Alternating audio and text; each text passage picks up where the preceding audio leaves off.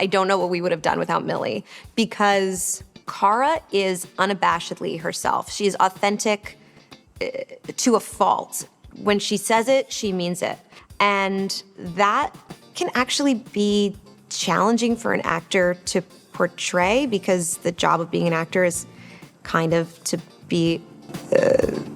And so it's gonna come out of her mouth. She's unapologetic. She says what she thinks. So it's like, how do we capture that with her theme? And that's something we've been talking about a lot. She can be very spontaneous and aggressive. Comics, was that something that you asked the role? It wasn't, but in honor of Pride Month, as I'm getting all these questions, I don't know. I think that what makes this film so beautiful is that it's not centered around a man. It's not centered around love at all, Exactly. if anything. Yeah. But we'll see. I don't really know, but I don't know. I don't know. It's great. She'd probably go both ways. Supergirl as not your usual hero, it was exciting to us. I think it was exciting to have a female-centered superhero film where the character wasn't perfect. Not a lot of people have actually gone to watch this so far. Jay, we've watched these projections drop and drop and drop before the movie came out. It certainly wasn't looking good. And once people started watching it, critics and audience alike, it's just gotten worse. 59% from the critics. Right now is 77% on the audience score for the popcorn meter. You have to take this popcorn meter shit in context now that they've done the verified reviews and everything. A 77% is like what a 30 or a 35% would have been 10 years ago, genuinely. Because if you imagine, the only people that have reviewed this are the people that were the most excited for the movie, the people that are going through the process of linking your Rotten Tomatoes and this account and that account to verify that you went, because you can't just go and review the movie. You have to prove that you went through Fandango and got this ticket from here or whatever. It's a massive fucking like headache to actually go do it, to have a verified review. But that is the equivalent of like a 30%, genuinely, from the most excited people. And now we just found out, Jay, what it's doing numbers-wise. Supergirl opens to $7.8 million in domestic previews.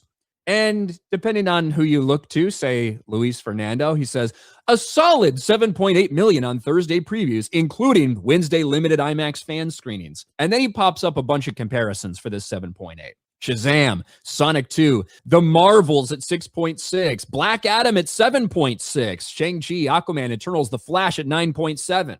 Now, one of the problems with this is 7.8 million, including Wednesday. Really what we're looking at for Thursday is a $6 million Thursday, which is actually less than The Marvels, which is like 2/3 of The Flash, right? Like, we are talking about this thing tracking worse than some people expected, right along the lines of how some others expected. I mean, right now, they have it tracking towards a $75 million global opening. Look at how it's performing in different regions, around 30% of what Superman opened to. The Marvels, little ahead of the Marvels here, but everywhere else in Europe, like, fuck, it's getting wrecked. It's opening to slightly less than Madam Web in, say, like the UK. But look at in Germany, 20% of Madam Web. This thing is going to crash. It is going to be maybe lucky to break $200 million if things continue to go this way. Jay, you saw it. Why do you think it's doing so bad? First of all, I think for this movie, for a Supergirl film to do very, very well, you had to go above and beyond with this character and make a film that's so compellingly awesome and relate to the overall picture that people would want to go see it, such as the very first Captain Marvel film. That was a terrible film, but it was wedged in between the hype of MCU, if that makes sense. I'm probably not making sense. This movie was just, it was boring, and there really isn't a point to it. I don't want to, I mean, can we spoil stuff? Like, I don't know if if you go for it, Jay. Right. I don't think many people are going to see it. I mean, keep it like rather light, not super specific, but go for it. I feel like the whole point of this movie was just to get Supergirl back on Earth and to team up with Superman for the future of whatever. So if Superman leaves Earth to go do something else, Supergirl will be there to handle things while he's gone. right? Like, I think that was the whole big point of the whole film, because that's what happens. The movie is I'm trying to find a bad guy, the villain, which is he's really kind of stupid because he's wearing the antidote of the poison that he shot Crypto. And they try to write in all these different planets and places that keep her powers limited, right? Like she's away from the yellow sun. Like we were talking about, they have a planet that has two suns. One is Kryptonite's sun, and the other sun is a yellow sun on the same planet. So depending That's rather on convenient for plot purposes. yeah, depending on what time of day it is, she's powerful. And the other, Lobo clearly was just put in the film to draw in audiences to see. How long was on the Lobo big in it? screen. 10 minutes? I want to say 15, maybe a little bit longer. Lobo's just tracking down one of the guys in the gang to kill him because that's just what he does. He's like a kill for hire, right? So he doesn't even really care what's going on. Like with the whole he just shows up. He's just trying to kill another guy. Like that's his whole thing. So he didn't even have to be in the movie. What he does doesn't change anything in the film whatsoever. He doesn't save the day. He doesn't rescue anyone or anything like that. He's out there doing his business, and that's about it. But it just was like they showed the origin story of how she became and how her, mom and dad saved her and how they made a terrible mistake and got her to Earth to be with Kal-El and all that stuff. It just was, but for the most part, she just wants to go to planets where her powers don't work so she could drink alcohol. Like that's her thing. I mean, maybe it does sound like a story I could relate to. Now that you bring it up, Jay. Well, the whole thing, like with this other girl and everything, she just kind of stumbles into it. She doesn't even want to get involved, but she just kind of gets involved, and now she's involved. So and girls stick together. Yeah. But the whole movie is, I got to save Crypto. He's got 3 days until he's poisoned to death, and this guy's wearing the antidote around his neck for some reason. That's pretty much it. So she's got to go find this guy. It takes a special type of person, just a terrible storyteller, to make someone hate a fucking dog, right? Because you love dogs. Dogs are awesome. Dogs are cool. Dogs are chill. Man's best friend. When you start to hate a dog, it's because somebody has done something very poorly, and that is James Gunn. Not only do you love him immediately, if you've never even seen Superman and you see this movie, a lot of people have seen Superman and they've fallen in love with the character of Krypto. He's people's favorite character in Superman.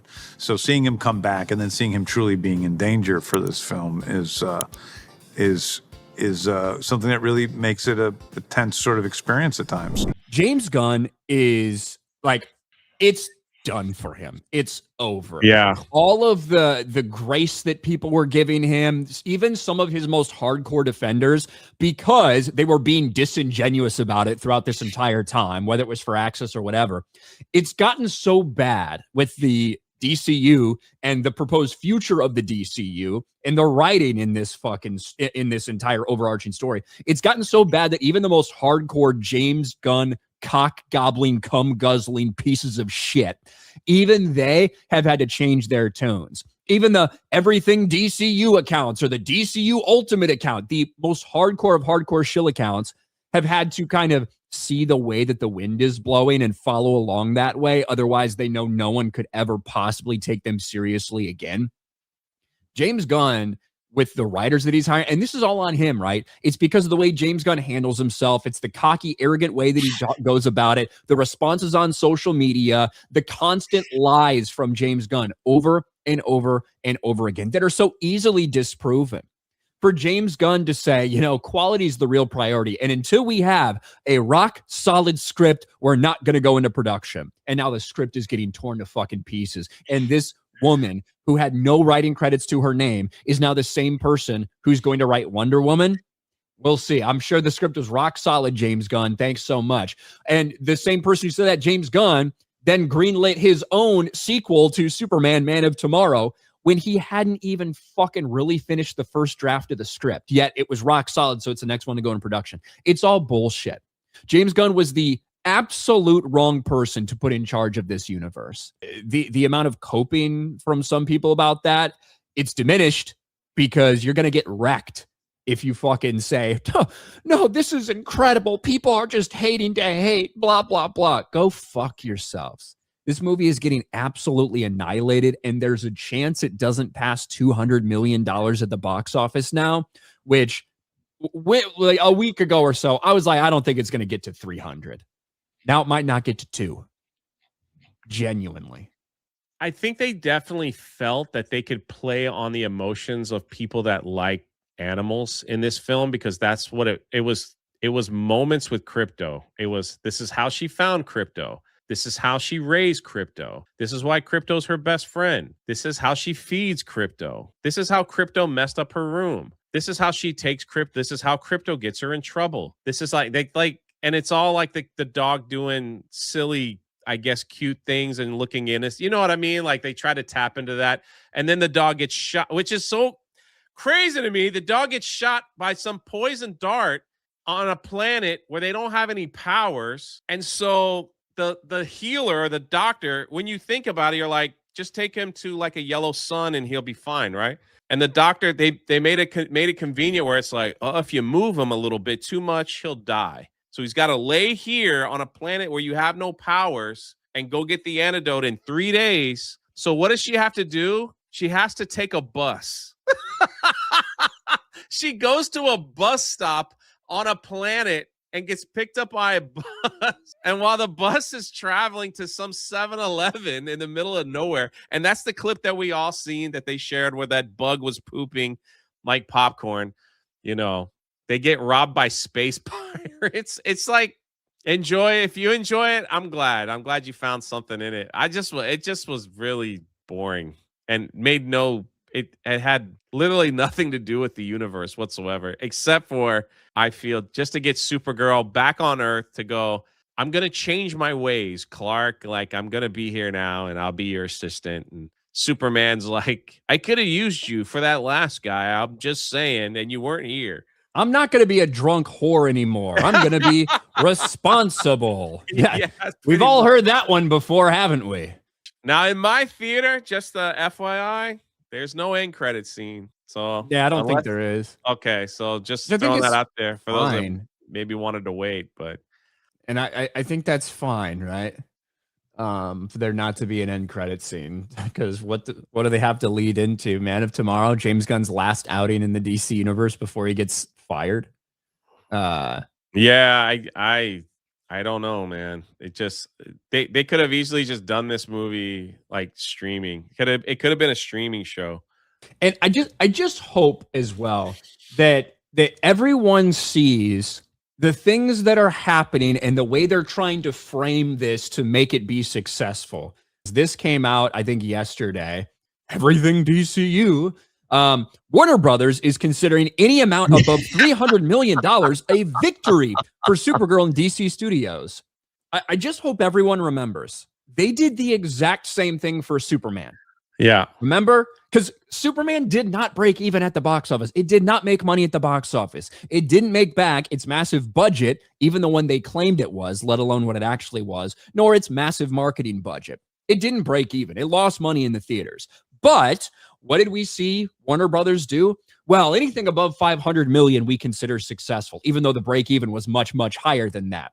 We know the break even for Supergirl is in the $500 to $550 million range. And what are they saying? Well, anything above 300 million, that's just gravy for us. That's a victory because it's bullshit, right? Yeah. It's a PR spin job that is complete and total bullshit. So if you can see through this one, there's no reason that you shouldn't see through what they tried to do with Superman. Like it should be very tough to convince you, if you have two brain cells to rub together, that Superman was actually this grand, huge, hyped success, which led into a disastrous season of Peacemaker that fewer people watched than season 1. And now the follow-up, Supergirl, at the theater, featuring a decent amount of Superman, who was used in the marketing a lot, might not make $200 million, but they're still lying to you about what they would be considering successful because they're fucking liars. James Gunn is a liar. I'm telling you, man, the new spin, and we've seen this already, is streaming. It's like we don't need to make money at the box office anymore because we'll make it back on the streaming service. That's the big spin nowadays. First, it was like, let's blame COVID for the bad numbers. It's nothing we could do about it. It was COVID's fault. Now it's like, well, these things are going to go to streaming anyway, and that's where all the real money's made. So that'll be the.